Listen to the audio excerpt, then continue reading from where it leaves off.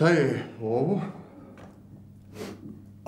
Dakle, pa znate, to je pa gola ženska.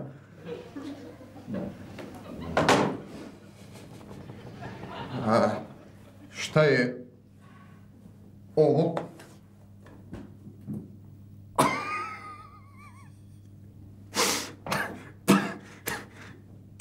Isto, samo gola ženska naopak.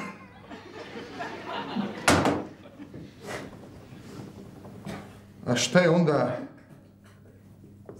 ovo?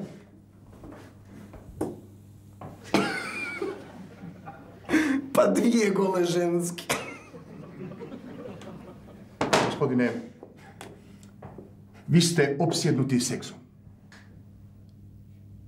Šta sam? Opsjednuti seksom. Ja opsjednut seksom? Pa ko ovdje crta gole ženske, ti ili ja, jel? I slušajte, doktor, majka vam je opsjednuta seksom.